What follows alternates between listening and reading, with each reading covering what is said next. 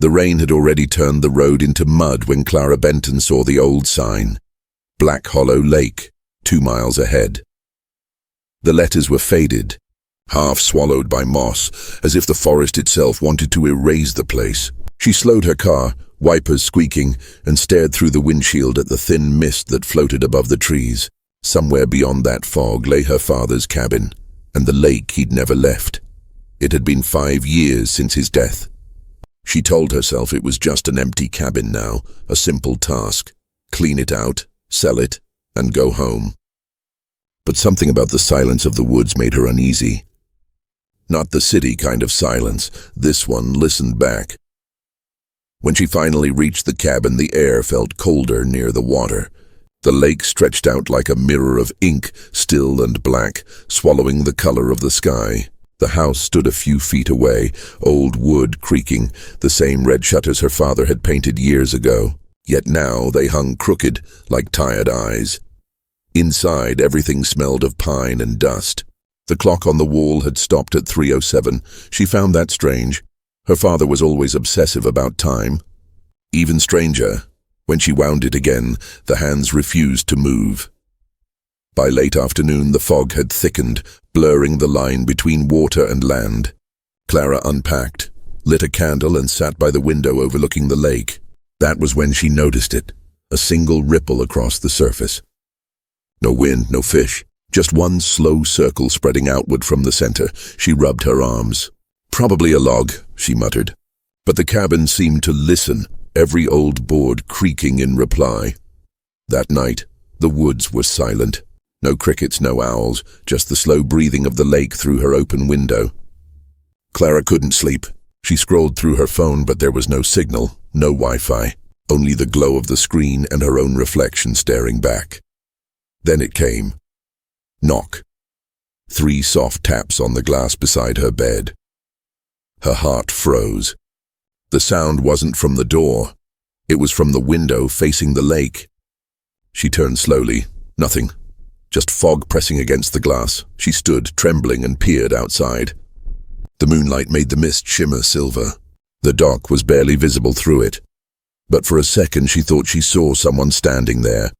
A shape, broad shoulders. Still as a shadow. Dad? The word escaped her lips before she could stop it. The figure didn't move. Then, slowly, it vanished into the fog. Clara backed away, grabbed her flashlight, and opened the front door. The cold air hit her like ice. Her boots sank into wet soil as she made her way down the path to the dock. Each step echoed too loud. The beam of her flashlight sliced through the fog, catching nothing but white mist. The dock creaked. Water lapped softly below. She shone her light over the lake's surface, empty, just that same black stillness. But then she saw it, footprints, wet ones. Bare human footprints leading from the water up to the edge of the dock, and stopping right in front of her. She turned sharply, heart pounding, scanning the woods. No one. Something brushed against her boot. A ripple, a faint swirl of bubbles rising to the surface. The smell hit her next, not rot, but something ancient, like old earth and iron. She stumbled backward, almost tripping over the planks. Enough, she whispered to herself. I'm leaving in the morning. Inside the cabin, she locked every window. Still shaking, she sat by the fireplace, watching the flames tremble. In the flickering light, she noticed a framed photo of her father on the mantel. He was smiling beside that same lake, one arm raised in a wave. Only now, his reflection in the water behind him didn't wave back. The sound came again, faint, wet, like someone dragging fingers along wood. It was coming from beneath the floorboards. She pressed her ear to the ground and heard it clearer. Drip, drip, whisper. She couldn't make out the words, but she swore it sounded like her name. Clara stumbled to the window, clutching the candle for light. Outside, the lake shimmered again, a ripple spreading slowly outward. At its center, she saw a faint glow beneath the surface, like a lantern deep underwater. It flickered once, twice, then went dark. Her breath came fast. She stepped back and whispered to no one. There's nothing there. It's just water. But when she looked again, the reflection staring back at her in the glass wasn't her own. It was her father's, wet, pale.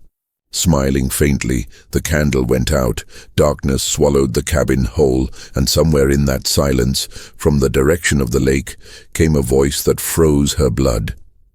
"Clara, come home." She stood frozen in the pitch black, the echo of her father's voice fading into the fog outside. The only sound that followed was the soft creak of the dock and the whisper of the water waiting below. Clara barely slept that night. Every time her eyes closed, she saw her father's pale reflection in the window. That strange smile, frozen and wrong. When morning came, the fog was still thick, rolling low over the lake like a blanket that never lifted. The water was calm again, but it didn't feel peaceful. It felt like it was watching. She brewed coffee on the old stove, trying to ignore the faint smell of lake water that clung to her clothes. Maybe it was just exhaustion, she told herself. Maybe grief played tricks on the mind. But as she walked across the creaky floorboards, something odd caught her eye. Near the old rocking chair, one of the planks was darker than the rest. Damp, swollen slightly upward. She knelt down and pressed her hand to it. Cold. A small puddle had formed beside it, as though something had seeped through from below. Her heart pounded. Slowly she fetched a screwdriver and began prying it loose. The wood groaned, then lifted. Beneath the floorboard was a small space lined with black plastic, and inside lay a leather-bound journal wrapped in an oilcloth. Her father's handwriting was on the first page. Jagged, hurried. "If you're reading this, it means I failed to keep it contained. The lake doesn't forget. It waits. It always waits." The words made her throat tighten. She flipped through the pages. The entries stretched back years. Notes about the thing beneath the dock. Drawings of the lake marked with circles and sketches of hands rising from the water. One page stopped her cold. "It took her on the 7th night. Said her name like it was mine." Clara's stomach turned. Her mother had vanished when she was 6. Everyone said she'd drowned accidentally. But her father had always refused to talk about it. Outside, the wind shifted. The fog swirled tighter around the cabin. Clara closed the journal and stood, but as she did, the floor beneath her feet creaked, and something knocked back. 3 slow thuds. She froze. The sound came directly under her boots, deep and heavy, as if a hand had struck the beams from below. She dropped the journal, her breath sharp in her chest. Then silence. Her dog Milo began to growl from the porch. A low, throaty warning. Clara grabbed her jacket and flashlight and rushed outside. The fog was thick, but she could see the outline of the dock through it. Milo was barking now, teeth bared toward the lake. His fur stood on end. "What is it, boy?" she whispered. Then the sound came again, the same drip. Drip, whisper she'd heard the night before. It came from the water's edge, just beneath the dock. Clara shone her flashlight downward. Something moved. At first it looked like a tangle of lake weeds, but then the shape shifted, fingers, pale and long, curling around a support beam. Her breath caught.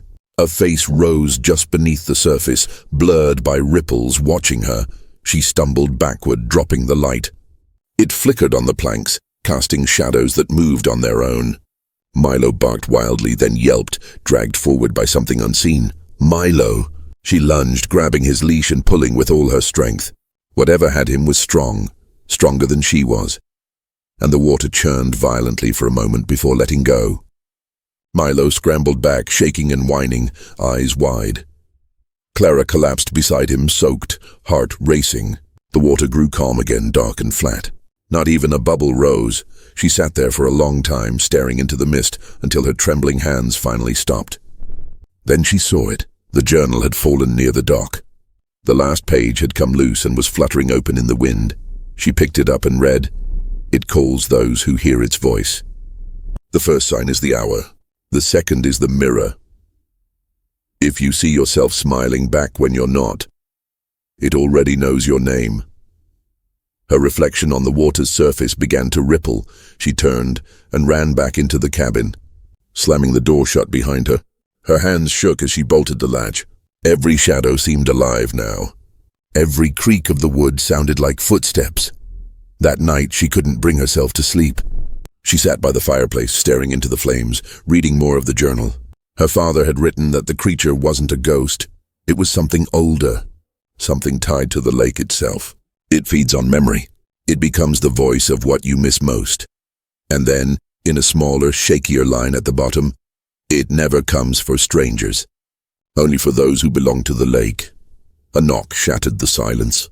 Clara's head jerked up. This time it wasn't from the window. It was the front door. 3 times. Soft. Deliberate. Milo whimpered and hid under the table. Clara stood, heart hammering, clutching the fireplace poker in one hand. She stepped closer. Through the frosted glass, she saw a faint silhouette, a man's shape. Broad shoulders. Familiar. She swallowed hard. "Who's there?" No answer. Then a whisper, low, calm, and unmistakable. "Clara." "It's me," her father's voice. Her hand trembled. She reached for the handle, then stopped. The journal's words echoed in her mind. It becomes the voice of what you miss most. The door creaked as something pressed gently against it from outside. The wood groaned, and a wet trickle ran beneath the threshold, pooling around her bare feet. It was ice cold. "Come outside, sweetheart," the voice said again. "You shouldn't be alone." Clara backed away, gripping the poker tight. "You're not him," she whispered. The knocking stopped. For a moment the silence returned. Then, a single wet thud, as if something heavy had been dropped against the door. The whole cabin shuddered, and from outside, beyond the fog, the lake whispered once more. Her name, over and over, calling her closer. The next morning, Clara packed her bag, ready to leave the lake behind. The air felt wrong, too still as if the world was holding its breath. But when she tried to start her car, the engine coughed once and died. Again. Nothing. She checked her phone. No signal, no help, so she decided to walk. The nearest town, Dunlow, was 5 miles down the dirt road. She told herself she'd just find a mechanic, maybe call a tow truck.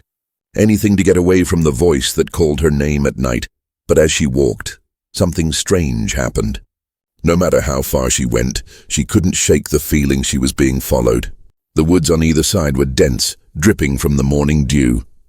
Every few minutes she heard it, a faint splash behind her, as if someone stepped in shallow water. But the road was dry.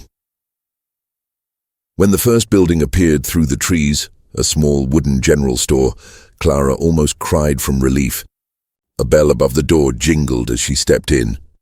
Behind the counter sat an old man, his hands stained with oil, a mug of black coffee steaming beside him. He looked up, eyes narrowing slightly. "You're Henry Benton's girl," he said, voice raspy with age. Clara froze. "You knew my father?" "Everyone around here knew him. Didn't expect to see you back at the lake." He poured another cup and slid it toward her. "Coffee?" She sat down, hands shaking around the warm mug.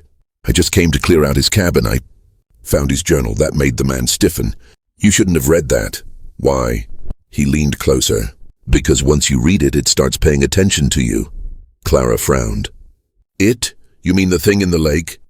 He didn't answer at first. Then he sighed. "Name's Elias Turner. I fished that lake for 40 years, and I've seen what lives under it." The words chilled her. Elias's eyes were cloudy but sharp, the kind that had seen too much. He continued, voice low. "Back when Dunlow was first settled, the lake was the only clean water for miles. Folks built their homes right up against it, but the fishing was strange. The nets came up heavy one day, empty the next. Then people started disappearing, always one every 20 years like clockwork. Children, men, women. The town made its peace with it." "What do you mean, made peace?" "They made a pact," Elias said, glancing toward the fogged-up window. "The elders decided it was better to lose one than lose everyone. So every 20 years the lake takes its due. That's how it stays quiet. That's how Dunlow survives." Clara felt sick. "My father knew, didn't he?" Elias nodded slowly. "He was supposed to be the last offering, but your mother went instead." The room tilted around her. "That's not possible." "Your father loved her too much to tell you the truth," Elias said. "When she vanished, he thought the curse was over. But the lake doesn't forget. It remembers blood." A long silence hung between them. Outside, the fog pressed against the window like a living thing. Clara's voice shook. "Then why is it coming for me?" Elias's gaze fell to her wrist. The bracelet there, a thin leather band her father had given her when she was 12, had darkened, soaked with moisture that hadn't been there before. Because it marked you, Elias said softly. The lake doesn't take strangers. It takes family. The bell over the door jingled suddenly. Both of them turned, but no one entered. Just a gust of cold air and the faint smell of damp earth. Elias stood slowly. You need to leave tonight, before the water goes still. The what? The night of still water. It's when the wind dies, when the ripples vanish. That's when it comes to collect. Always at 3:07, just like the clock in your cabin. Clara's blood ran cold. That clock, it stopped because your father tried to stop time itself. Thought if the hour never came, the lake couldn't take him. Elias's voice dropped to a whisper. But time doesn't matter to it, only the name it calls. A crash came from the back of the store. Glass shattered. Elias grabbed a rusted shotgun from beneath the counter, motioning her back. Stay behind me, he muttered. The sound came again, sloshing, wet, close. The floorboards creaked as water began to seep under the rear door, trickling across the wooden floor. Clara's breath caught. It smelled like the lake. Elias fired once. The sound thundered through the store. But when the smoke cleared, the back door stood open, fog curling inside like fingers. Run, he shouted. They bolted through the front, out into the road. The fog swallowed them immediately, cold and thick as smoke. Clara could barely see Elias a few feet ahead. His voice came through the mist, strained and distant. Keep going. Don't stop no matter what you hear. She tried to follow his shape, but then she heard her father's voice again, soft and calm. Clara, come back. You're going the wrong way. She froze. Through the fog, she saw two shadows now. One was Elias waving frantically, the other standing still by the trees. The second looked exactly like her father. He smiled, hand reaching out. For a heartbeat, Clara almost believed it. The way he tilted his head, the gentle tone. It was him. It had to be him. Then she saw it, his reflection in a puddle by her feet. The reflection was smiling wider. Too wide, Clara, no! Elias shouted. She turned toward the sound, but the fog thickened like smoke, swallowing his shape. A hand brushed her shoulder, wet, cold, real. Clara screamed and ran blindly until her legs gave out. She collapsed on the road, gasping. The fog lifted just enough for her to see the lake again through the trees.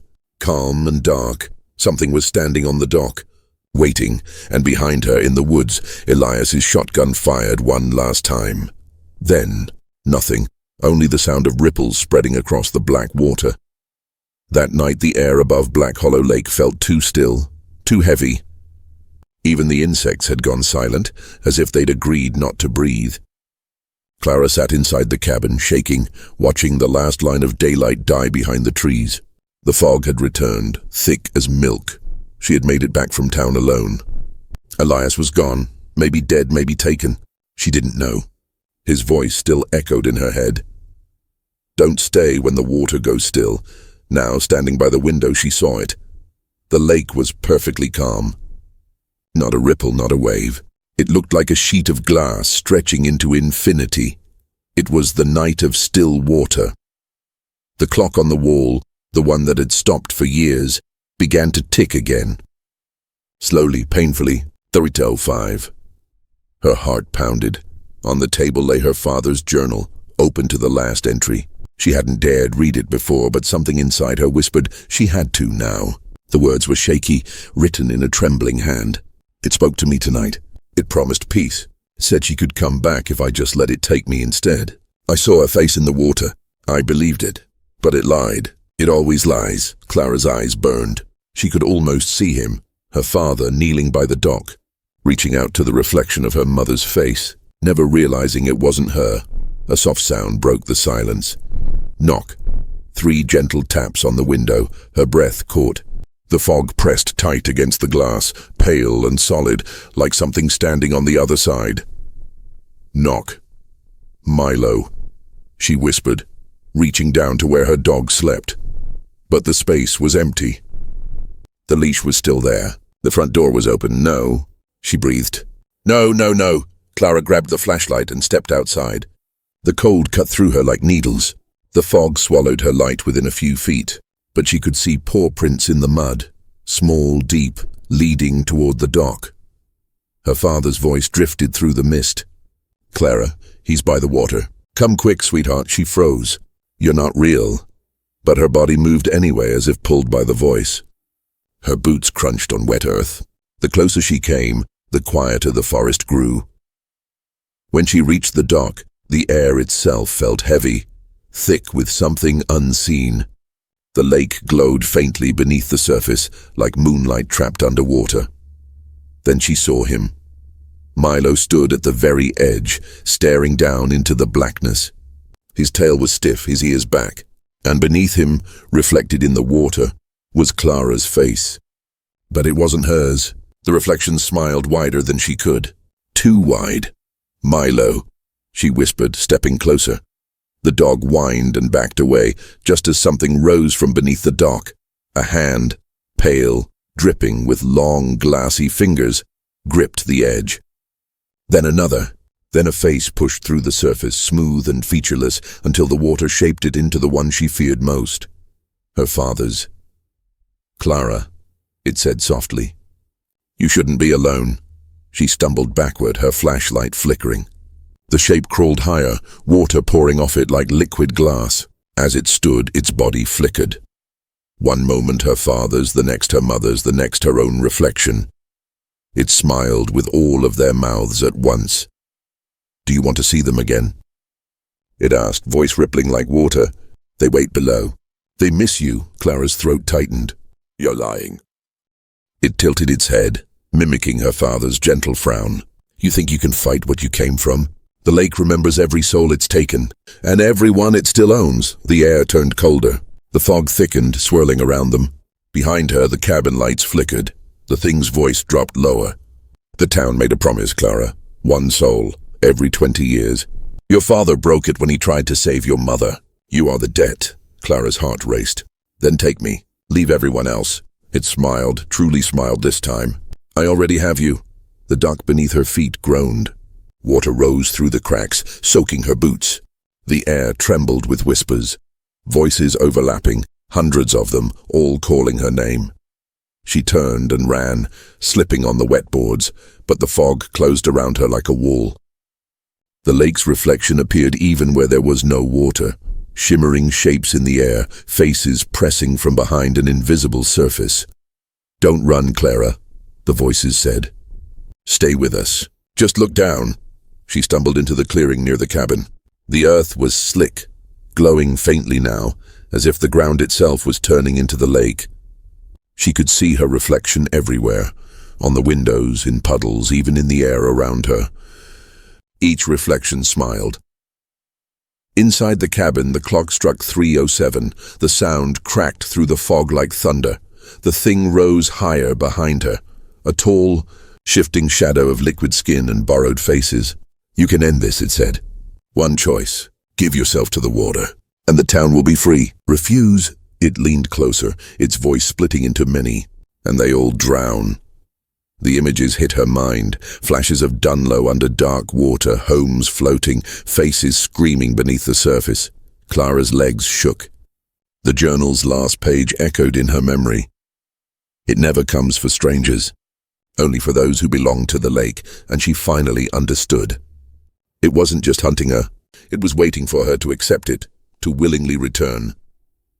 She took a step backward toward the cabin, clutching the flashlight like a weapon. "You can't have me," she whispered. "You already had enough." The thing smiled again, spreading its arms.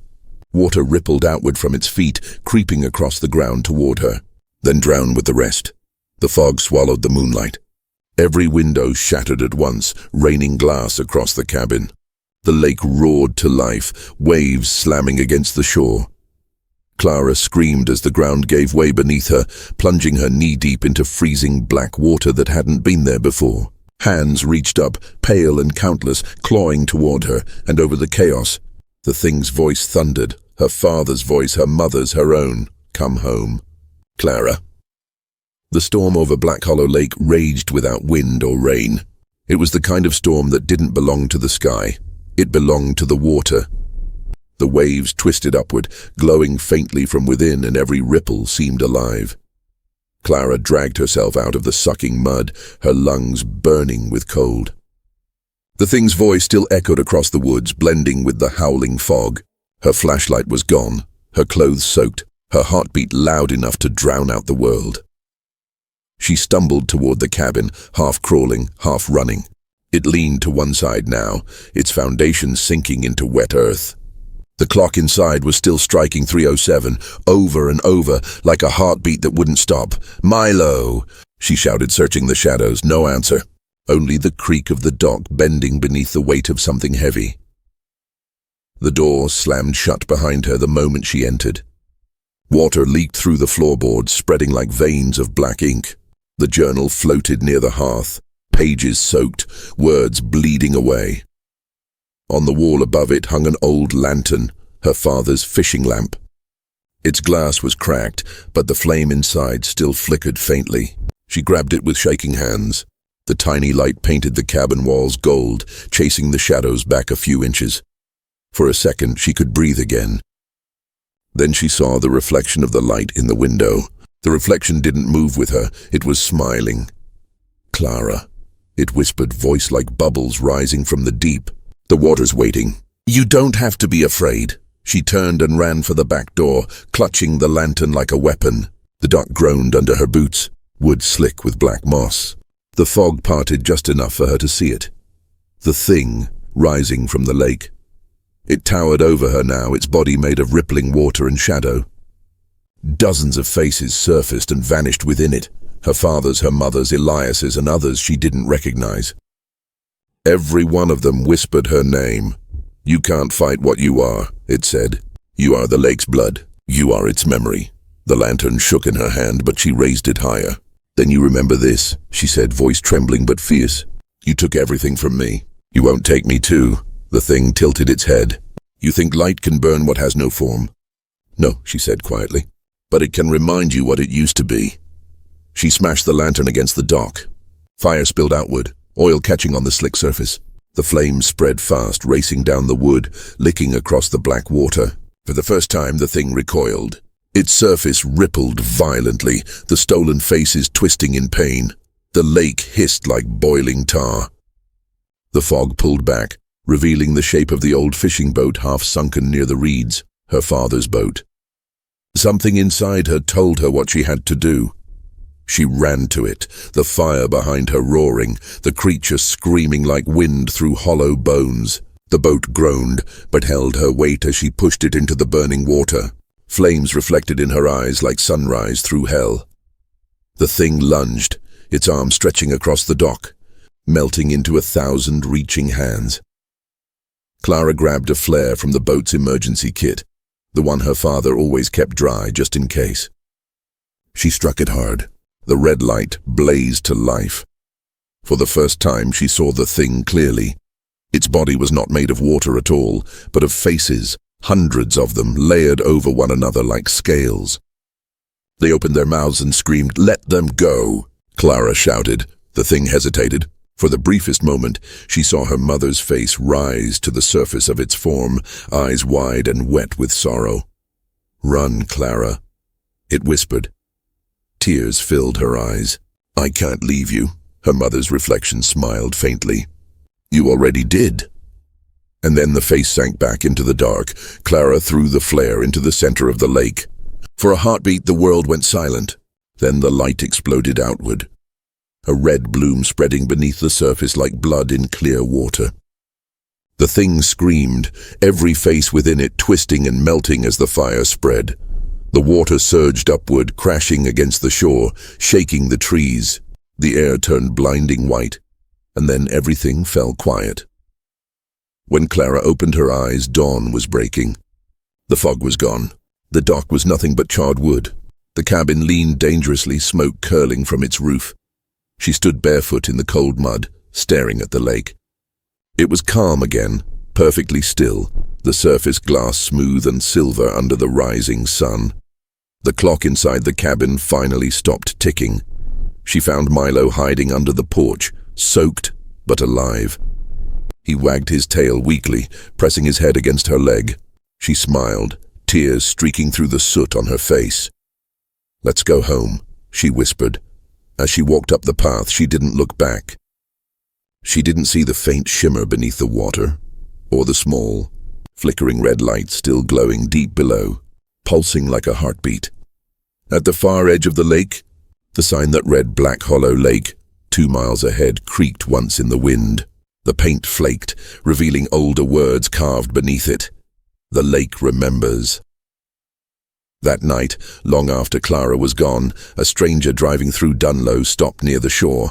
He rolled down his window, curious about the strange smell of smoke and salt. From somewhere across the calm, dark water came 3 soft knocks against the hull of an unseen boat. Then, faintly, clearly a woman's voice, "Is anyone there?" The ripples spread, slow and endless, as if the lake were answering. And when the moonlight touched the water, for the briefest moment, the reflection smiled back. Months passed, and Black Hollow Lake slept beneath the snow. The water froze near the edges, still as glass, hiding what remained of that terrible night. The townsfolk said the fire was an accident, a storm, a freak of nature. They never spoke of Clara Benton again. Some said she left quietly. Others whispered she went down with the lake. But the truth, as always, was waiting below. Spring came late that year. The ice cracked, groaning like something alive beneath its skin. One morning the surface broke open, releasing a breath of warm mist that smelled faintly of smoke and salt. At dawn, a fisherman named Jonas Crow rowed out across the water. He was new to Dunlow, unaware of the stories the locals refused to tell. He cast his line, humming softly until he felt the tug. Strong, heavy, too heavy for any fish. He pulled, the rope strained. Something rose from the depths. Not a creature, not quite, but a lantern. Rusted, burned black, yet somehow still glowing faintly red. Jonas frowned and lifted it into the boat. The glass was cracked. Inside, a dying ember pulsed, as though it had been burning all this time, waiting for someone to find it. He reached for it, and the lake rippled once. The air turned colder. The reflection of his face in the water blinked, even though he hadn't. That same morning, miles away, Clara Benton opened her eyes. She woke in darkness, her body heavy, her lungs burning for air. For a moment she thought she was underwater, but when she reached out, her fingers brushed damp earth. She was lying in mud, surrounded by the sound of dripping water. She sat up slowly. The world around her shimmered faintly, the lake's shore, but wrong. Pale light filtered through a fog that glowed from within. The trees were grey and the air didn't move. "Milo," she whispered. Her voice echoed strangely, repeating her name again and again, each echo softer until it turned into whispers. Clara. Clara, Clara. Her heart raced. She stood, trembling, her clothes still soaked from that night. She remembered the fire, the flare, the thing's scream, and then nothing. Had she died? The fog shifted, parting to reveal the dock, or what was left of it. Blackened wood rose from the water like bones. At the end of the dock, a light burned faintly, her father's lantern. She walked toward it, barefoot, every step echoing louder than it should. The air felt thick, like walking through someone else's dream. When she reached the lantern, she saw her reflection in the water. But it wasn't her. The woman in the reflection smiled sadly. Her eyes were hollow, her skin pale. "Mom," Clara whispered. The reflection nodded. Her mother's voice floated up, soft as breath. "You shouldn't have stayed." Tears filled Clara's eyes. "I didn't. I tried to leave." The reflection reached out a hand from the surface. The water didn't ripple. "You broke the pact, my love. You set the lake free, but you bound yourself to it." Clara shook her head. "No, I ended it. I destroyed the thing." Her mother's expression darkened. "You gave it what it wanted, a soul born of the lake, yours." The world around her trembled. Ripples spread outward from the dock, slow and rhythmic like a heartbeat. The whispering started again, voices rising from beneath the surface. She recognized them now, her father, Elias, the others lost before her. All speaking together, all calling her name. The water began to rise, swirling around her ankles, cold and alive. She tried to step back, but the dock stretched, endless, carrying her farther from the shore. "Stop," she screamed. "I won't be your prisoner." Her mother's reflection only smiled, and behind her, in the depths, something moved, a shadow, enormous and slow, coiling beneath the surface like a sleeping serpent. Then came the voice. Deeper, older, endless. "You carry our light," it said. "You are not prisoner, you are keeper." Clara's breath caught. The lantern in her hand flared red again, casting ripples of color across the lake. The fire inside didn't burn, it pulsed like a heart. "What do you want from me?" she whispered. "To remember." The voice rolled through the fog, shaking the air. "The town forgets. The world forgets. But the water never forgets." The reflection of her mother dissolved, replaced by hundreds of faces, all those the lake had taken, staring up through the surface, mouths moving in silence. Clara fell to her knees, clutching the lantern to her chest. "If I remember, will it stop?" For a while, she closed her eyes. The cold sank into her bones and the whispers grew softer, turning into memories. Her father teaching her to fish, her mother's laughter echoing across the water, Elias's warning voice. When she opened her eyes, the world had changed again. She stood on dry ground. The lake behind her was calm, smooth and silver in the morning sun. Birds were singing. Her car sat nearby, clean and dry as though she'd never left. Milo barked in the distance, running through the trees. Clara smiled weakly. "It's over," she whispered. But when she looked down, her reflection in a puddle smiled a moment too late. 3 days later, Jonas Crow sold the lantern he'd found to a local antique shop. The shopkeeper placed it on a shelf, curious about its faint, endless glow. That night, after locking up, he swore he heard someone whisper his name from the back room. By morning, the lantern's light was gone. The store was flooded, ankle-deep in cold lake water. Outside, the sign by the road had changed again. "Welcome to Black Hollow Lake, home of the keeper." And if you listened close enough, just before dawn, when the fog rolled down from the trees, you could hear a voice drifting across the still water. Soft. Gentle. "I'll remember for you." The fog returned to Black Hollow Lake exactly 1 year later. No storm, no wind, just silence thick enough to smother the sound of the world. The water, smooth as glass, reflected the moon perfectly, except for one small shimmer that moved when nothing else did. The townsfolk of Dunlow had learned not to look too long at the lake after dark. They said a woman's voice sometimes called from across the water, soft and kind like a lullaby. A few travelers stopped to listen. None of them were seen again. That night, a teenage boy named Evan Marsh dared his friends to camp by the shore.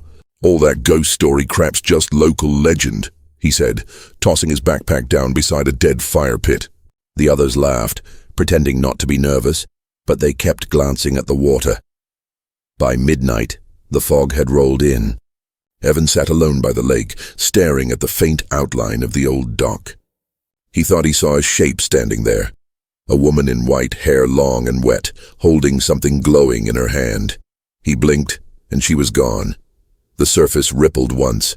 "Evan," a voice whispered. He turned, heart racing. "Who's there?" No one. Only the sound of dripping water. Slow, steady, close. He reached for his flashlight. When the beam cut through the fog, it caught something small and metallic lying near his boots. A bracelet. Old leather-soaked. He picked it up. The initials CB were carved inside. "Evan," he froze. The voice came again, soft, almost pleading now. "It's cold. Help me." The sound seemed to come from the water. He stepped closer to the edge, shining his light across the surface. The beam reflected off something just beneath. A face, eyes open, hair floating like black weeds.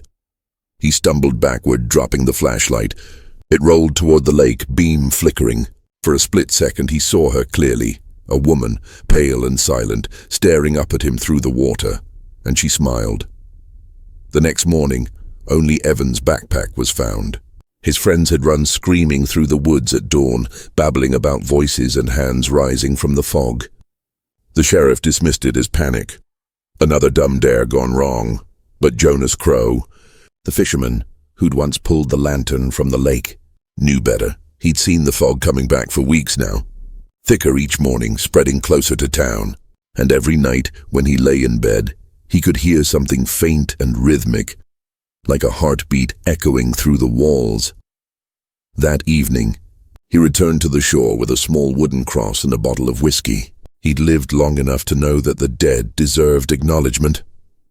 "Clara Benton," he muttered, placing the cross at the edge of the water. "If you're out there, rest easy, all right? Nobody's blaming you." The water rippled. He froze. The fog thickened around him, whispering his name. Jonas. He backed away slowly, heart hammering. "I'm not here for trouble. Just saying goodbye. Don't go." Her voice was closer now, directly behind him. He turned and saw her, Clara, but not the way she'd been in the stories. Her skin shimmered faintly, as if made of light caught under glass. Her eyes glowed pale blue, calm and endless. In her hands she held the same rusted lantern he'd once found, burning brighter than ever. "You shouldn't be here," Jonas said quietly. "The lake remembers you," she replied. Her voice wasn't cruel, just tired. "You woke it when you brought the light back." He swallowed hard. "Then what are you now? Ghost? Demon?" Her gaze drifted toward the horizon, where the fog rolled like a living sea. "Neither," she said. "I am what it made me, the Keeper." Jonas took a step back. "Then why kill that boy? Why any of them?" Her expression darkened. "I didn't. They come because they listen. The lake calls, and some hearts are too curious to resist." The lantern flickered. Beneath the calm surface, shadows twisted, rising and falling like sleeping giants. Jonas's voice trembled. "Can it be stopped?" Clara looked at him, truly looked, and for a moment he saw the woman she once was, scared and human and longing to go home. "I thought I ended it," she whispered. "But the lake isn't a monster. It's hunger. It's memory. You can't kill what the world keeps forgetting."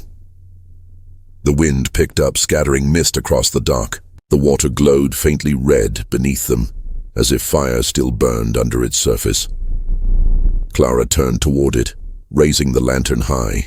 The light spilled across the fog, revealing faces, dozens, hundreds, all staring back. Some peaceful, some screaming. "They wait," she said softly. "All the souls who tried to leave. They whisper my name, but I can't go to them. I can only keep them here, until someone remembers." Jonas felt tears in his eyes. "And who remembers you, Clara?" She smiled sadly. "You will." The lantern flared white. The fog exploded outward, engulfing everything in light. When it faded, Jonas Crow stood alone on the shore. The cross lay at his feet, half buried in wet sand. The lake was still again. He turned to leave, but then he heard it. 3 soft knocks on the hull of his boat. Knock, knock, knock. He looked back. A faint glow shimmered deep beneath the water, pulsing slowly like a heartbeat. The lantern was back, waiting. That night across Dunlow, the fog crept through the streets for the first time. Windows rattled, clocks stopped at 3:07, and every mirror in town rippled faintly as though touched by unseen hands. Those who woke swore they heard a woman's voice outside. Calm, gentle, patient. "Don't be afraid," it said. "The water remembers." And when morning came, the fog was gone.